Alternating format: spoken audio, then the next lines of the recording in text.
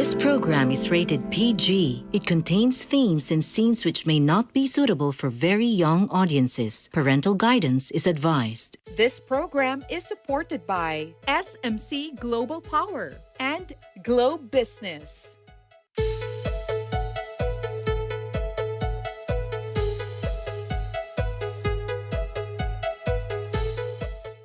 Welcome to Open for Business. Mapapanood nyo rin ang programang OFB sa Facebook at YouTube.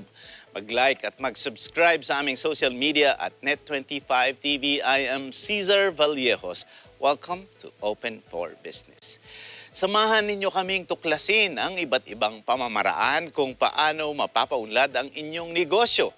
Aalamin din natin mula sa mga eksperto ang mga pangunahing trends at mga estratehiya kung paano natin mapapanatili ang inyong negosyo, maliit man o malaki, ay maging laging open for business.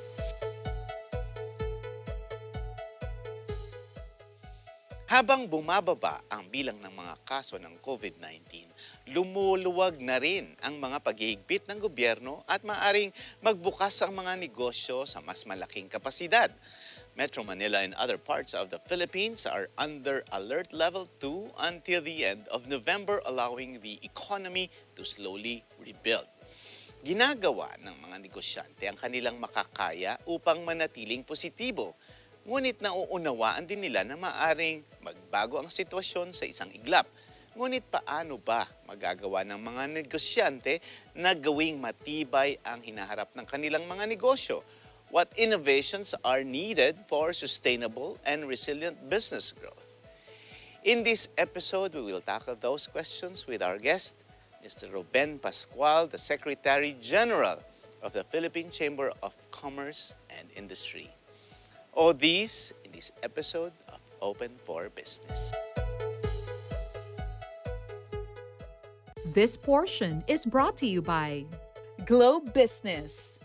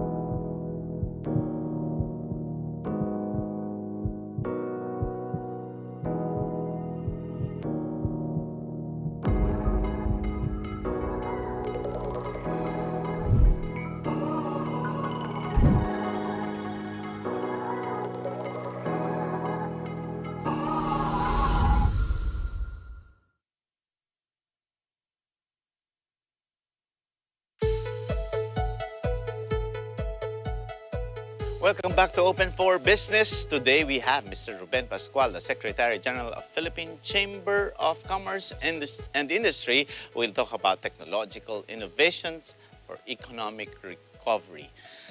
Una sa lahat, Sir Ruben, I'd like to thank you and the Philippine Chamber of Commerce and Industry. We were part of the Philippine Business Conference as media partner. Marami po sigurong mga small businesses din ang natuwa dahil sa pagtatagumpay ng Philippine Business Conference dahil maraming mga innovations kayo na na-share. Can you discuss some of the highlights of the Philippine Business Conference, Ruben?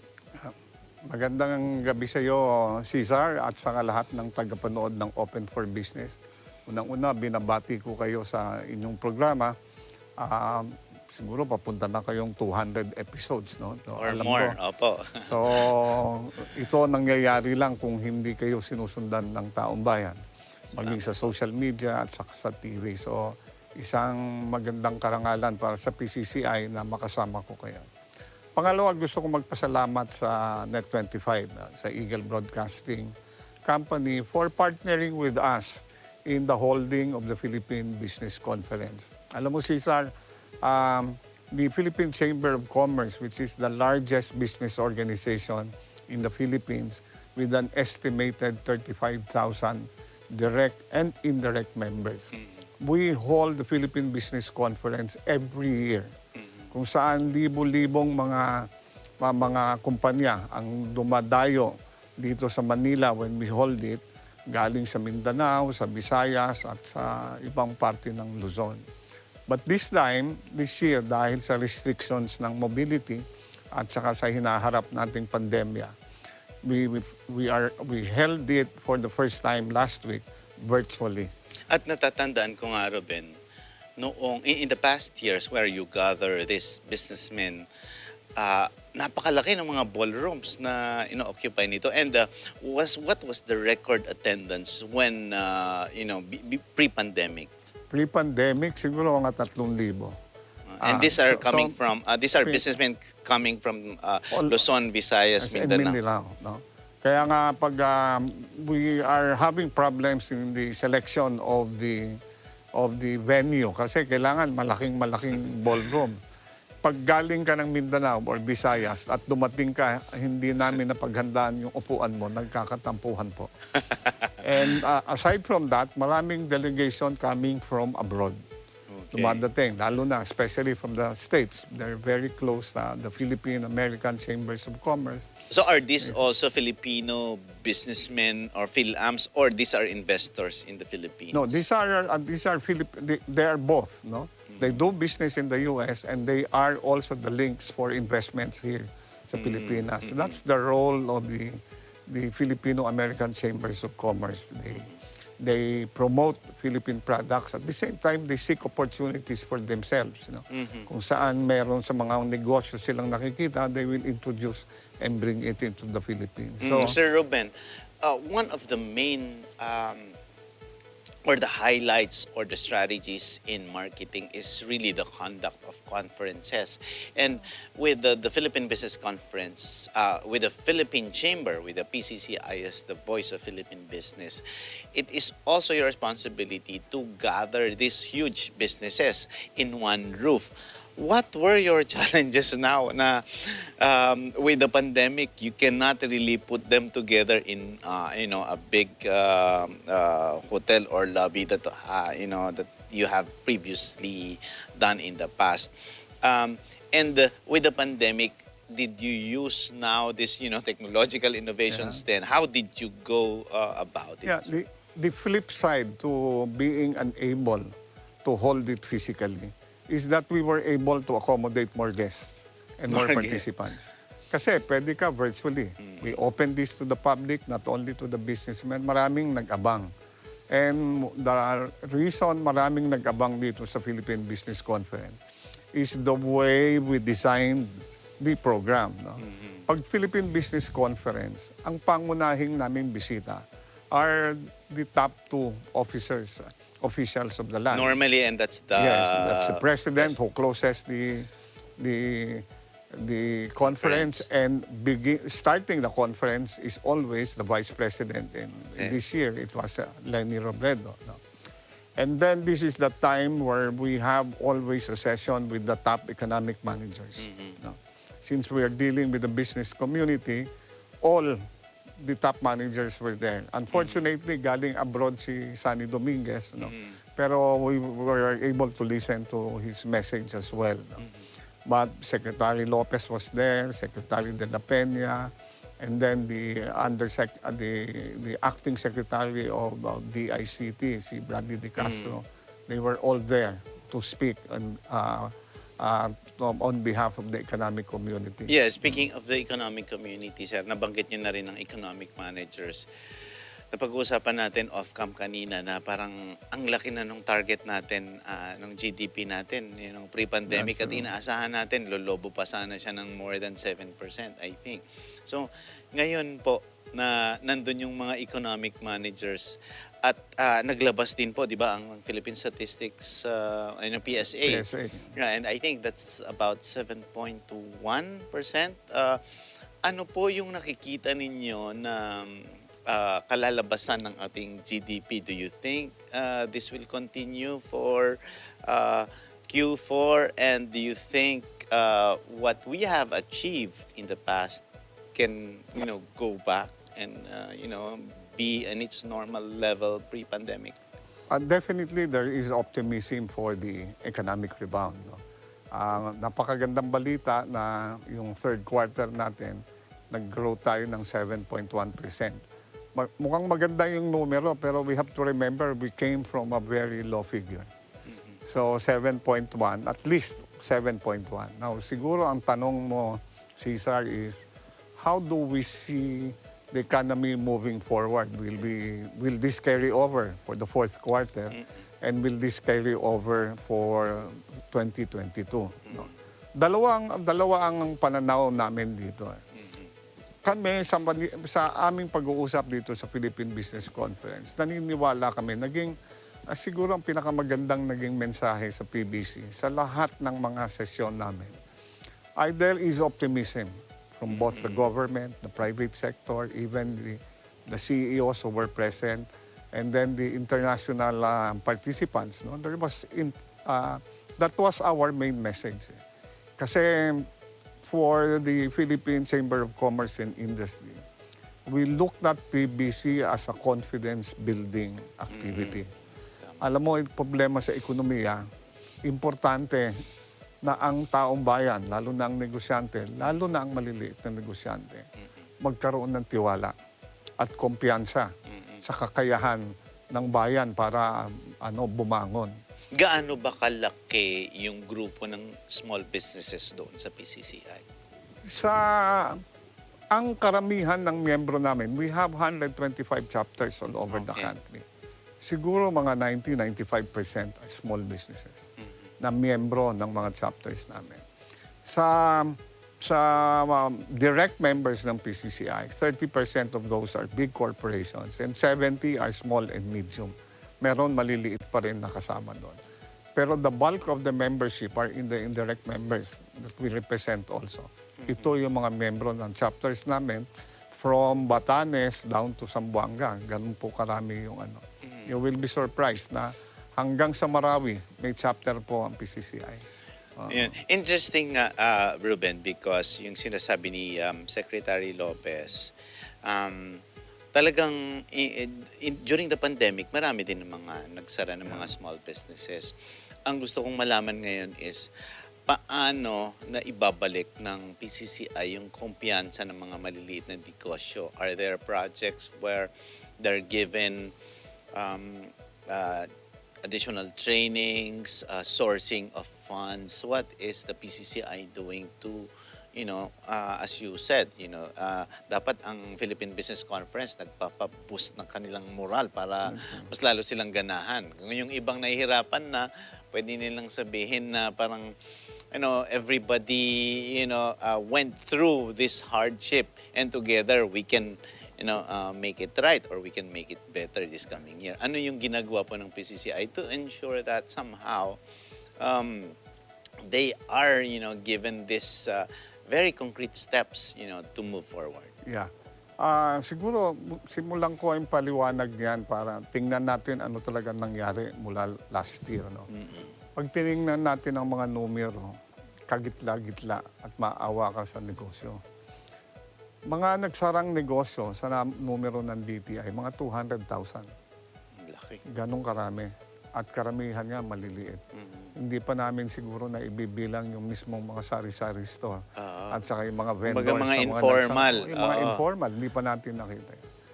Tapos, dun sa mga empleyado, sa mga nagsarang mga korporasyon at saka mga factory, to 4 million po ang estimate ng Department of Labor and Employment. Na nawalan ng trabaho. Nawalan ng trabaho. temporarily or permanently. So ito yung pinakamalaking challenge ng PCCI. Lahat sila nawalan ng trabaho at mayroon trabaho pa rin. Nakatingin sa PCCI, ano bang gagawin niyo? Ang pinakamalaking serbisyo na gagawa ng organisasyon namin ay ipaglaban ng mga pulisiya na kailangan para sa immediate na pagbangon ng mga negosyo. Halimbawa, dito all throughout until this year, no, nilalabanan namin yung lockdown. Hindi po kami talagang naniniwala, Cesar, sa lockdown. Yung malawakan lockdown. Ang tingin namin, mas malaki ang naging napinsala sa ating bayan kaysa naging benepisyo. No? Dapat, noong pa natin sinimula, we only started the granular lockdowns about 2 months ago. Pero yun nga po, before we go into that, gaano ba may estimate kayo magkano yung nawala doon sa lockdown? Because I'm reading this, kunyari, meron sinabi si Neda noon na yung 2-week ECQ cost the economy at least 210 billion pesos. So, with all the lockdowns po ba, na-compute nyo ba? Do you have estimates on how much you have lost during that period? Siguro sa estimate ni Secretary Chua ng NEDA, trillion po ang binibilang doon sa losses. In fact, mayroon report ng NEDA na parang nalungkot kami. Kasi ayaw namin tanggapin ito. Kasi ang balita niya, para makabalik tayo sa pre-pandemic, kakailanganin natin yung 10 taon pa. So sabi namin, hindi. I mean, mas magaling tayo dyan.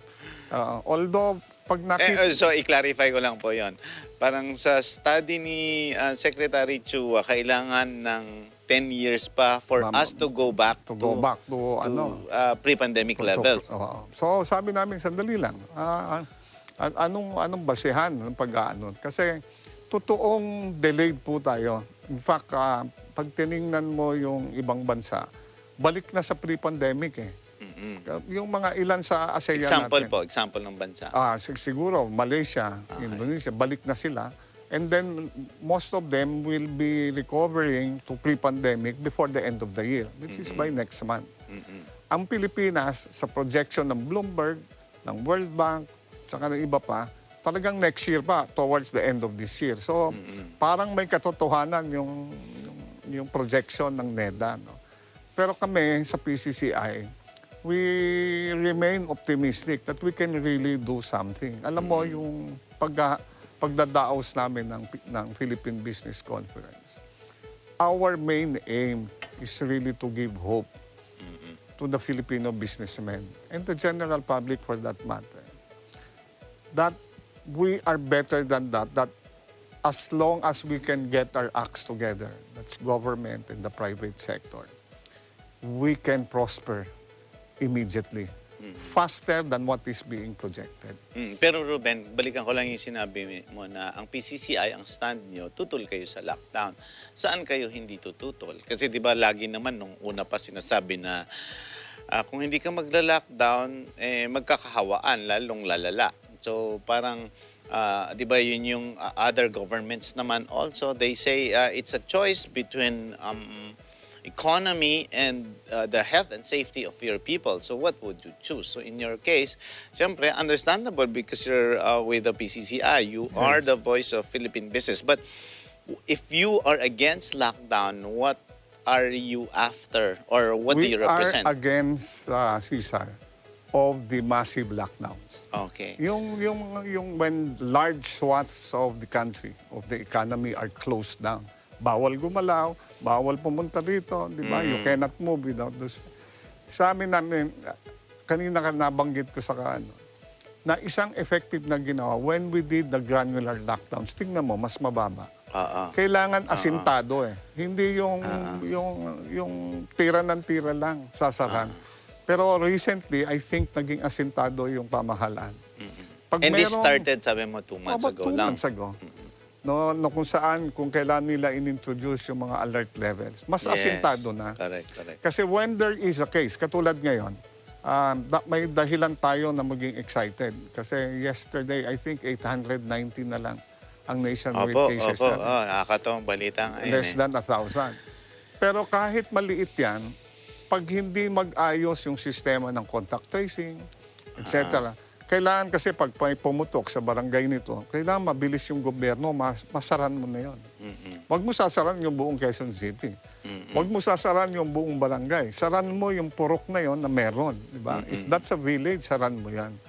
Kasi yan ang ginawa ng atin ASEAN neighbors. Taiwan, for instance. Vietnam, for instance. Ang konti-konti na mga cases, pare-pareho naman tayong malapit sa China na naging source of the virus. Bakit sila nakapagan?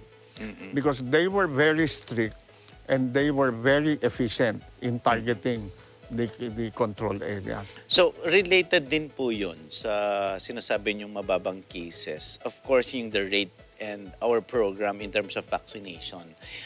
What is your stand on this on vaccination? Because ngayon yata po, hanggang ngayon, marami pa rin yung ayaw magpabakuna. Either natatakot or ano ba yung based doon sa...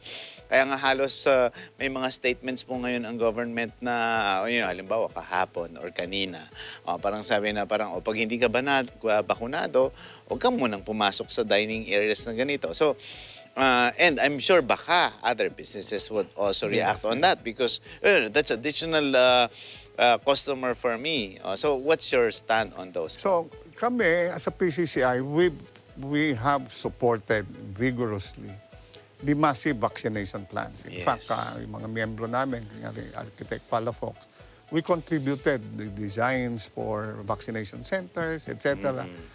We offered to buy directly for the vaccination, supportado namin. What we are against is the discrimination against the vaccinated. Alam mo, Cesar, discrimination against the vaccinated or the unvaccinated? The unvaccinated. Okay, sige. Hindi mo pwedeng parusahan ito. Kunyari sa probinsya, siguro wala pang 40% ang vaccination sa provinces. Pag babawal mo trabaho, bawal sila pumasok. Madali kaya nga naiinis kami pag may nagsasalita na, hindi pwedeng nang pumasok, hindi pwedeng magtrabaho yung hindi bakunado. Kung siguro 90% na ng bansa, ganun ang sitwasyon, gawin natin yan. Pero the fact is, nahuli naman tayo talaga sa pag-supply ng vaccines. Tapos gusto mong parusahan yung hanggang ngayon nag-iisip pa. So, I think a key principle that we need to respect is the management prerogative. Maiintindihan ko yung mga kumpanya, lalo na yung may-ari ng mga eateries, mga restaurant, na lahat ng empleyado nila dapat bakunado because they are exposing it to customers. Pagkain ito, walang mask, dapat lang ma-impose yan. Pero sabihin na lahat ng empleyado sa factory, kailangan hindi. There are other ways to do it. Katulad ko, bago ako pumasok dito, in-antigen test ako. Yes, kaya wala kaming mask ngayon kasi naka-RT-PCR kami at saka naka-antigen kami. Kasi I do my RT-PCR actually every 2 weeks. Yes. Plus antigen test whenever there are support. So ano ang maraming ibang paraan. Sa madaling salita, ang paraan ay hindi lang pagbawal sila, yung mga hindi bakunado. Gusto ko pa rin respetuhin mga choices nila. Pero kailangan trabahuin natin. Like sa akin, hindi ko papapasukin sa opisina ang hindi vaccine. May empleyado pa rin ako, I think, isa na lang out of the 60 plus na hindi bakunado. Ano daw po ang dahilan? Hanggang ngayon, may duda pa siya whether it's the right decision or not. Sabi ko, kayo ka pa magde-decision. Diba? So, I will limit that person's activities. No? He cannot join us physically on other things. Because I don't want... It is not only because she is not vaccinated, but because she is at risk because she is not as vaccinated. That's right. It is not mahahawa kami na bakunado, pero she is at bigger risk when there are a lot of people. Yun yung, I think, maintindihan. Yes. Kaya tayo nag-iingat para sa kanila dahil they are at bigger risk. Yes. Hindi dahil sila ang makakahawa sa atin. So, if that is your position, Ruben, do you think, what do you think are the ways for the government to do it? So, is it also, should it be treated also like the way granular lockdowns are conducted? Diba? So, kung sakali, pag sinabi mo ngayon na, pag sa may sinabi ka kanina na sa NCR tsaka sa probinsya magkaiba. So check ngayon. So bawat probinsya halimbawa ilang percent yung nabakunahan na dyan, o doon kayo mag-adapt ng specific policy ninyo to apply on that rule on the unvaccinated. Ganun ba? Ang susi sa vaccination is to really make the vaccination more accessible to everyone. It is the accessibility. Halimbawa, nung una kong vaccination in March dito sa Quezon City, 5 oras po.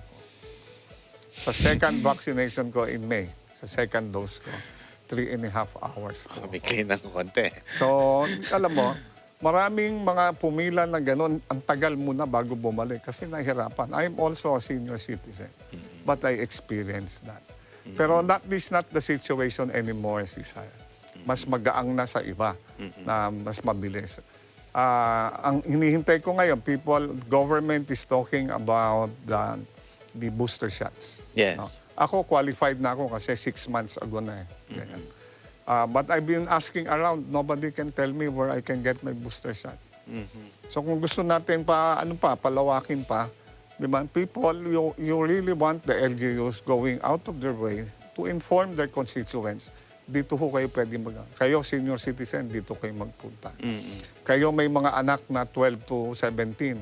Ito po. Kailangan, the role of communications here is very critical. Also, by programs like you, it is very critical kung paano i-extend itong...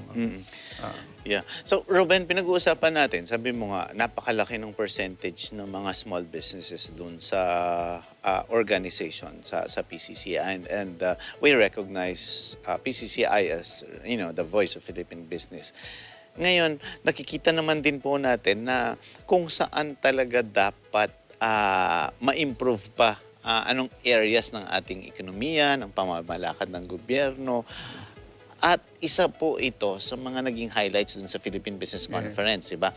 Napakaraming problema ng bansa ngayon. Hindi naman ngayon lang, diba? Sa ibang mga pero sa ibang mga administrasyon din. At may kanya-kanyang prioridad ang bawat mga kandidato. And you mentioned earlier off-cam that there were already, all the presidentiables except for one, talked about their platforms. Pero kayo po, Ruben, bilang andun kayo at naramdaman nyo yung sentimiento ng mga maliliit na negosyante, ano ba yung unang-unang dapat talagang tugunan?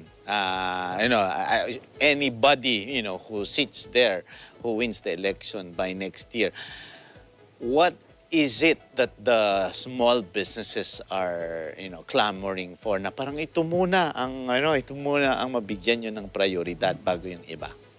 Ang pinakamahalaga para sa akin at para sa negosyo, whether it is for business, for education, or for health, the most important change that I'd like to see for the next administration is internet connectivity. Yes. Okay. Alam mo, hinahangaan ko ang DICT. Kasi pag sinasabing wala yung internet, sinisisi siyang DICT. Pero kailangan malaman natin na yung Kongreso, nung humihingi ng budget para tapusin nila yung national broadband, 18 billion ang kailangan. Ang binigay lang ng Kongreso, 900 million.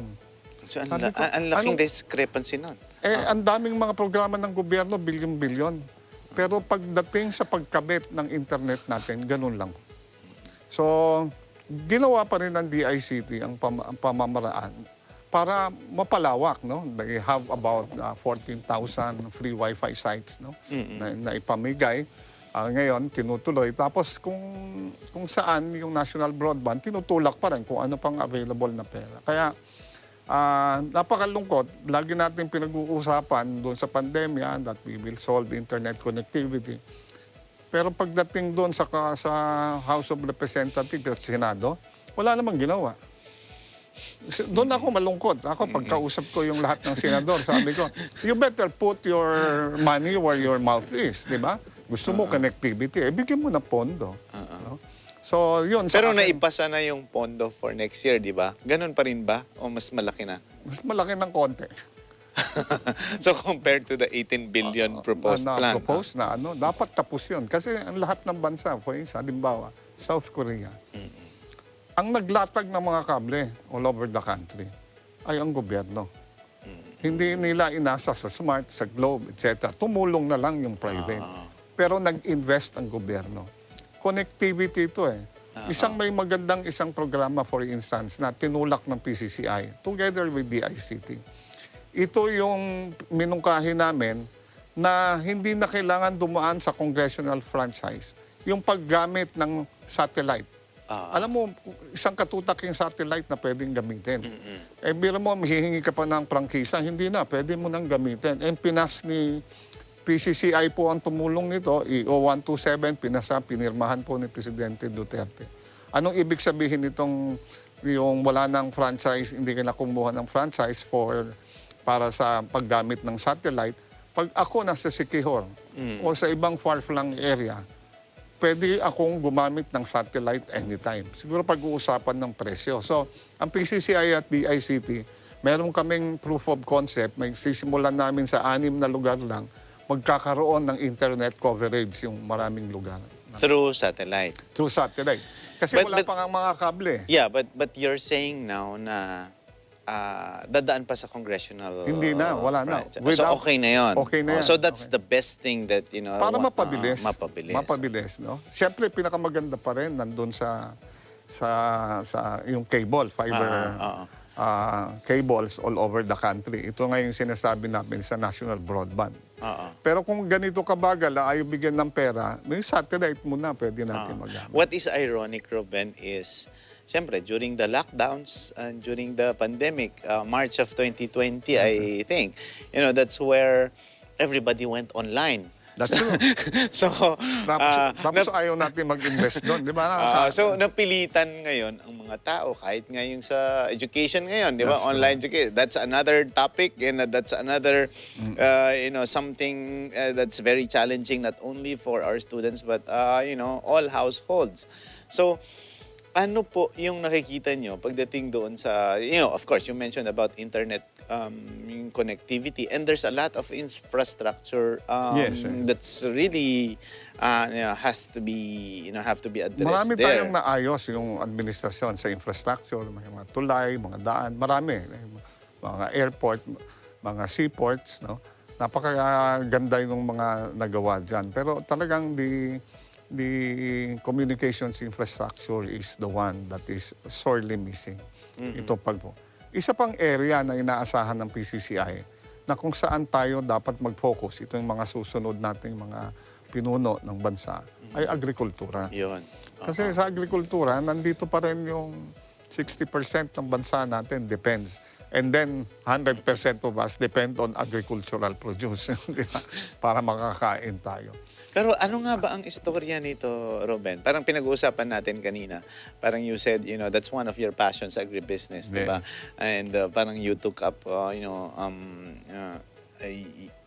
you were, before you went into journalism, you were a student of, you know, nag-aral ka ng ekonomiya. So, ano po yung kahalagahan ba? Parang how is agribusiness? What's the role of agribusiness?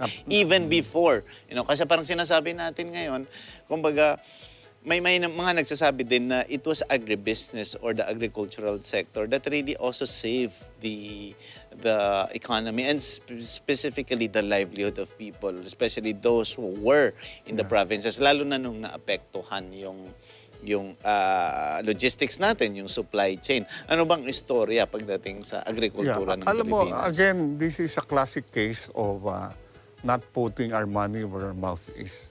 Kasi pag tinignan mo ang budget, the way to look at it, when you look at the national budget, napakakonti ang share ng agriculture. Napakalungkot. Hindi dapat 2.5 or 3% of the national budget.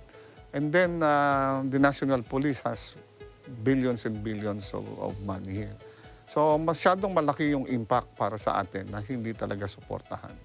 Now, pag tinignan mo yung modelo ng ibang mga bansa, bago ito lumaki, ngari Taiwan, South Korea, even Japan, bago sila tumibay, inayos muna nila yung agrikultura nila. So, mula pa sinasabi namin yan from way back in the 90s, ayusin na natin itong agrikultura. Because ito yung foundation. Dito umaasa ang maraming tao. And then we can move to a level of industrialization that will support the rest of the economic growth. No? So maraming dapat gawin sa agrikultura. Pero ang basic talagang gusto kong makita are the government investments in agriculture. Dito tayo dapat umasa from basic production ng seeds at lahat. Maraming mga negosyanteng mas uusbong pa ang negosyo ng maliliit pag nakaayos lahat ito. Pero saan, speaking of investments, saan nyo nakikita where investments in agriculture should go to? Is it education? Is it yung mga sinasabi nilang farm-to-market roads? Is it infrastructure? Or is it technology? Kasi di ba parang sabi nga nila, di ba yung nasa atin yung International Rice Research Institute, mga ganon. And the other, parang sabi nga nila, before tayo yung mga number 1 na matatalino mga technopreneurs na pagdating doon sa agrikultura. But eventually, some went to the different countries and helping them. So, saan dapat mag-invest? Both private po, sir, both the government and the private sector in It is in the adoption of technology. Yun. Because technology is available abroad and locally. Ang dami nating investors. Pero hindi natin nagagamit. Siguro kailangan tutukan yung incentives at saka yung assistance para mag-adapt. Ang ordinary farmer, from the ordinary farmer to the agribusinessman, ang dami nating maaaring matutunan. Alam mo, may isang maliit na kwentong gusto kong i-share. Ang bayan ng Israel, isa yan sa tumutulong sa Pilipinas. Alam niyo naman, panahon ng gera, tumulong ang Pilipinas sa kanila. Sa kanila, correct. Okay. So tuloy-tuloy yung tulong nila. Over the past 5 years, mga 5,000-6,000 na Pilipino na ang pinaaral ng Israel. Nag-aral 1 to 2 years. Alam mo kung nasaan sila? Nandun, sales lady sa SM. Tapos dito, kwento ko lang yung ambassador ng Israel. Nagtitinda ng gulay sa Tarlac. So ngayon, may project kami, PCCI at yung embassy. Lilikumin namin lahat. May mga 400 na pabalik this year. Patatawag namin yan. So tutulong ang PCCI. Tama. Para itong mga eksperto, isakalat namin ito, sasabihin natin sa mga kumpanya, hoy, may mga horticultural experts dito, galing ng Israel, gamitin nyo, ito yung available. So, this is one of the services that PCCI can do. Pero gusto kong balikan yung kwento nyo yan. Anong nangyari? Walang opportunity? Kahit na natuto sila abroad. Kasi sinasabi nyo ang Israel, yung walang tubig, kaya nilang gawa ng walang tubig. Walang lupa. Kaya nilang magkaroon ng gumawa ng pagkain. So, what went wrong? Several things. Talagang hindi nasalo. No? Hindi nasalo. Kaya nga sa amin, one thing na missing is paano saluin pagdating sa jobs. We believe PCCI will be able to help with its huge network of businessmen. I think it will be very important, our role, to promote them. No? Alamin namin, sa dami ng kumpanya, ibibida namin sila. So, job placements will be critical. Pangalawa, talagang lang hindi handa ang maraming mga kumpanya. Para either hindi sila handa o hindi lang nila alam yung nangyayari. So, again, should the Department of Agriculture do something to I think they should. Dapat pagbalik pa lang, merong may plano no? May re-entry, may re-entry plans. Okay, nandito kayo. So parang these are important OFWs. These are trained OFWs. Exactly. So a service that can help promote them. Anyone who is returning to the Philippines, especially who was just returned, we can create that service. Maybe Department of Agriculture, Department and Labor, and the private sector. Tulungan kami para hindi masayang yung bagong kaalaman. Tama. Now, Ruben, you mentioned, with all the leaders participating, giving their inputs at the Philippine Business Conference, you mentioned already, some of the platforms that you wanted to see prosper in the next administration. And that's number 1, you said about internet connectivity, agriculture and agribusiness development. Meron pa bang nakikita ka na parang dapat pagtuunan na sinabi nila? Maaaring na mabanggit gitna ng 5 nandoon. But you as Secretary General of the PCCI, what is the, maybe the third platform where you should see where should the next administration focus on? So ito yung mga common na napag-usapan natin. 5 sa 6 na mga presidential ay dumalo doon sa presidential forum na which we hosted. No? Ang mga common na naging plataforma ay infrastruktura, Yes. di ba? Specific internet connectivity, usap agrikultura, at lahat. Pero yung isang common din sa kanilang lahat is paano nila i-handle yung, kunyari, ang pandemya nangyari ngayon. Di ba? Paano gagawin mo? At saka paano mo ipapatuloy, etc. ngayon? Ano yung programa? So may mga iba talaga mga presidente na talagang matutuwa ka na very detailed yung programa nila on recovering the economy. Hindi broadside comments. It's really general brushstrokes. it's really planned. Concrete plans. So makikita mo kasi this is where we want to judge our next president from what you can really deliver. Diba?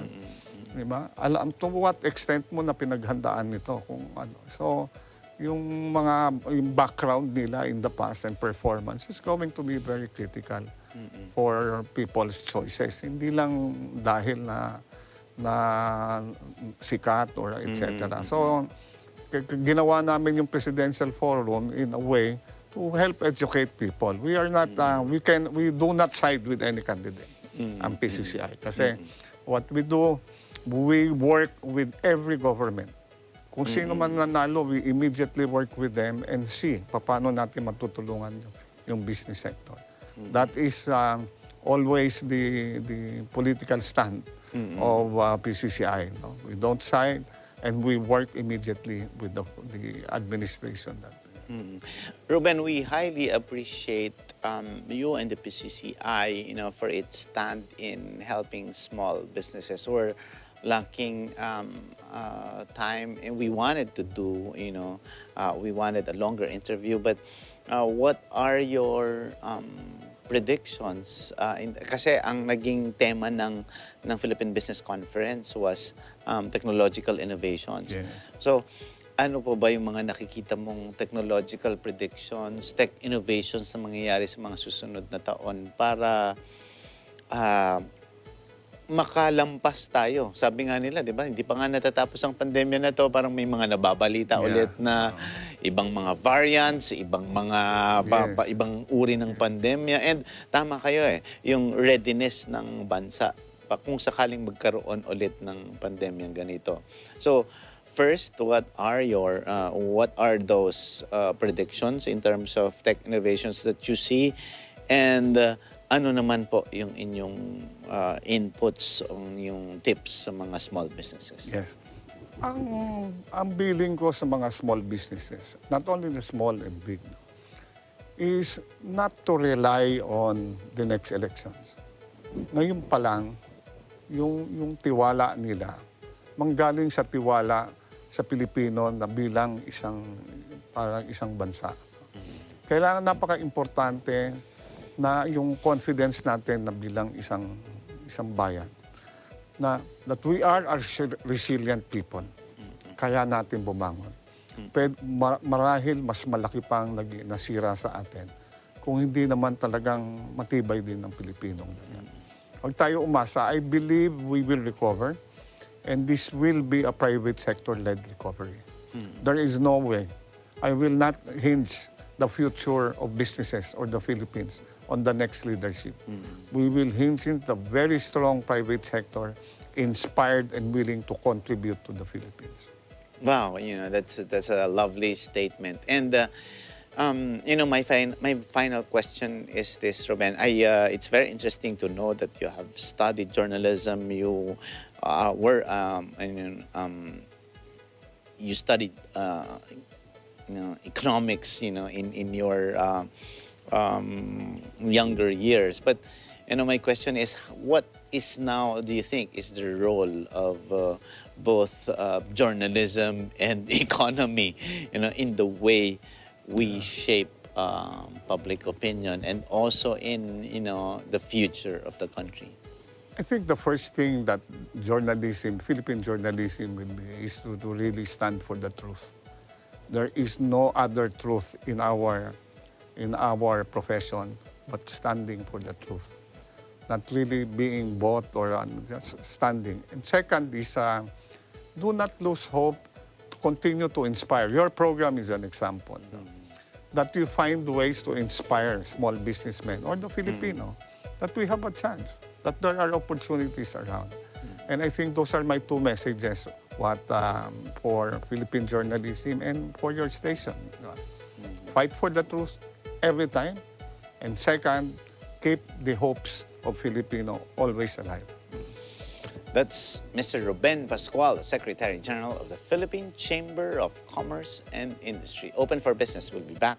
Stay with us.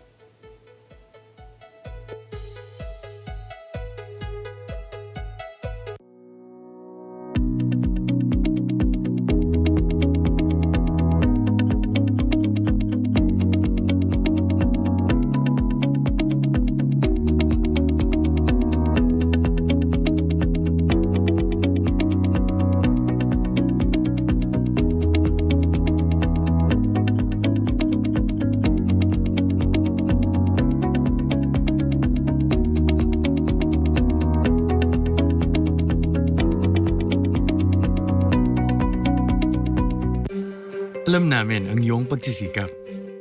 Dama namin ang iyong mga sakripisyo. Kita namin ang pagharap mo sa bawat pagsubok. Kaya sa kabila ng mga hamon ng buhay, nandito kami para umalalay. Kasi katulad mo, gusto rin namin ang magandang bukas para sa kanya. Hatid namin ang dekalidad na edukasyon at makabagong pasilidad sa abot kayang halaga. Kaya huwag ka na mangamba. Sasamahan ka namin tuparin ang mga pangarap niya.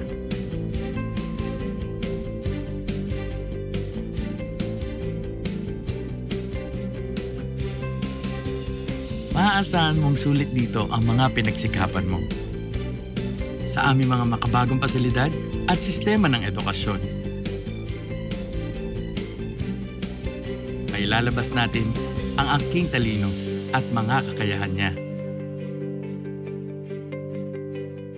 Kahit sa munting halaga, makakasiguro ka na makakasabay siya sa mabilis na pag-ikot ng mundo. Sa New Era, karamay mo kami sa bawat hamon. Kaagapay mo kami sa bawat hakbang. Kasama mo kami sa bawat ngiti at tagumpay.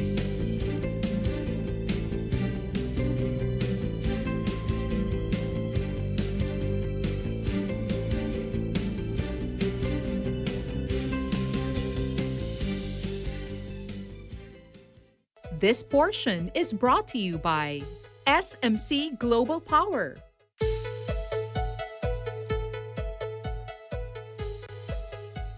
Welcome back to Open for Business. I am Las Vegas correspondent Randy Bernardino, and here are the trending business news around the world. Samsung to build $17 billion chip plant in Texas. Samsung said it would build a microchip factory in Texas, a $17 billion investment that comes as semiconductor shortages are causing supply chain delays across many industries. The new plant, which is supposed to be operational by the end of 2024, is expected to create more than 2,000 skilled jobs and lay the groundwork for another important chapter for the future, said Ki-nam Kim, CEO of the South Korean Giant's electronics division. The chips manufactured on the site will have applications in mobile technologies, 5G, or even artificial intelligence, the group said. The plant will be built in the town of Taylor near the capital, Austin.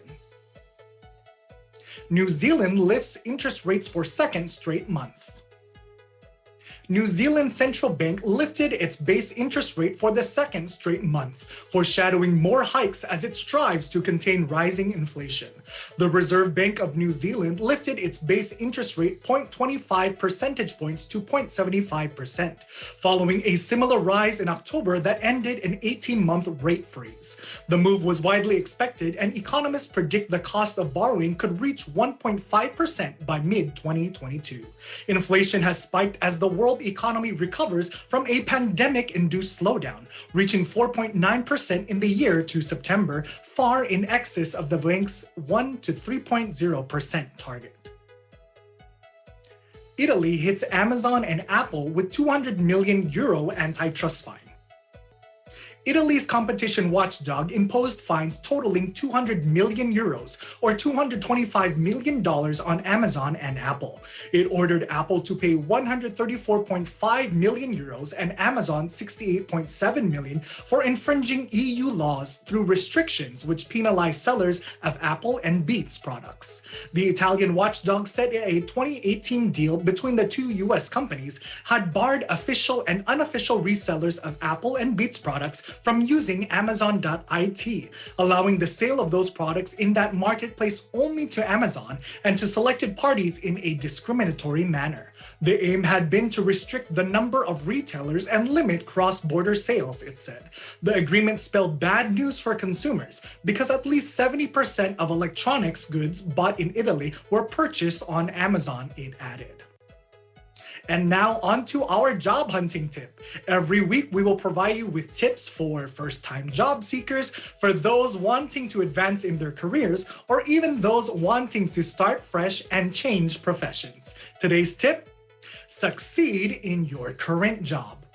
If you are currently employed and looking for a better or different career, continue to perform your current job with positivity and commitment. Maintain good relationships with your coworkers and managers as long as you're working with them. Your professional attitude and efforts can result in job references or opportunities in the future. That is today's job hunting tip. Now on to our Millennial News with correspondent Jasmine Agustin.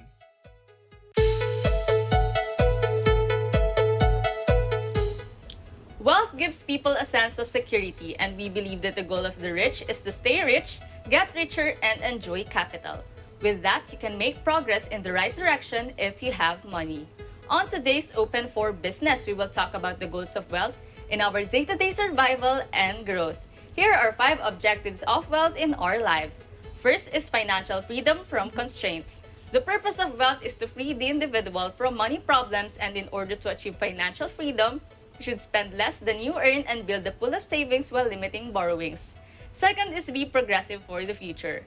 You effectively put money to the future. Your ideas, when combined with your money and the labor of others, may genuinely usher in a new era for everyone. The fuel that pulls you forward is wealth. Third is poverty protection. Money can't buy happiness, but it can help you get rid of a lot of reasons of sadness. Wealth protects you from financial disasters and gives you a sense of security. Fourth is preservation leaves a legacy. Wealth serves to give us all a chance to save everything, especially ourselves. Keep in mind that if you want to leave a legacy, you should save what needs to be saved and get rid of what doesn't. Lastly is emotional comfort as a source of pleasure. The pleasurable memories you were able to accumulate are the most treasured items you have from your history. Wealth are there to help people live better lives, not the other way around. Make your money, achieve your objectives, but don't forget to put it to good use. What better purpose could wealth serve than to propel humanity as we know it? Consider your wealth as an advancement fuel and put it to work at whichever stage of development you are in. Para sa Open for Business, ako po si Jasmine Agustin. This portion is brought to you by SMC Global Power. Can you feel it? Do you like it? Do you want it? So good! I love it! Okay, then buckle up, put the pedal to the metal, and let's ride.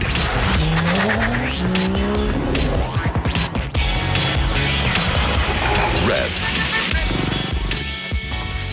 Samahan ang paborito nating barkada sa umaga. Magbibigay ng saya, tawanan, at iba't ibang pakulo sa inyong umaga. Busog pa kayo sa kaalaman, Tony knows, at updated sa umaarangkadang mga balita. Matutong kumita, magluto, mayroon ding sayawan at kantahan. What? I am a good girl. Ang programa na nagbibigay inspirasyon sa bawat kada all over the world. Here in Net25, we are your fans. Lunes hanggang Biyernes, alas 6 hanggang alas 8 ng umaga. Dito lang sa Net25. At home kayo rito.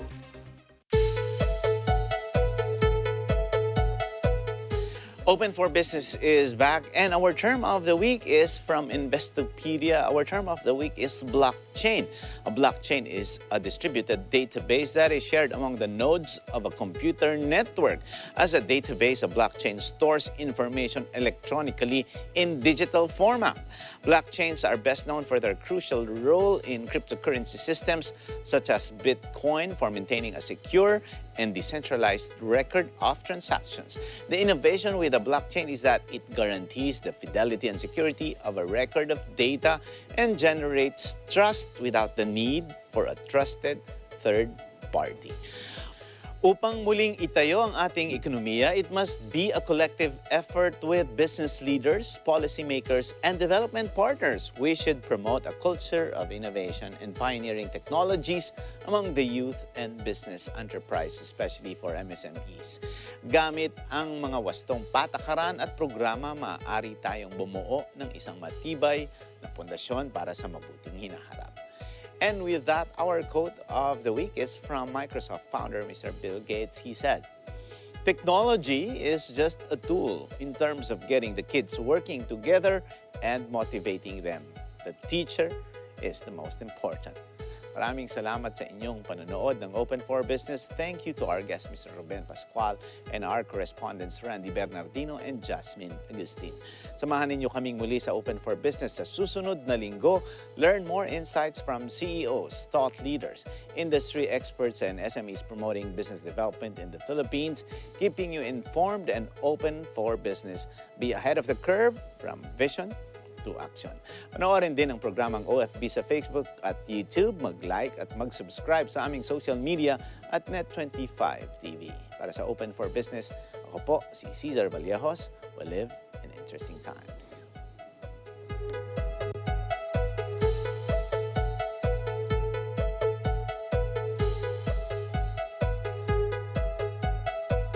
This program is supported by SMC Global Power and Globe Business.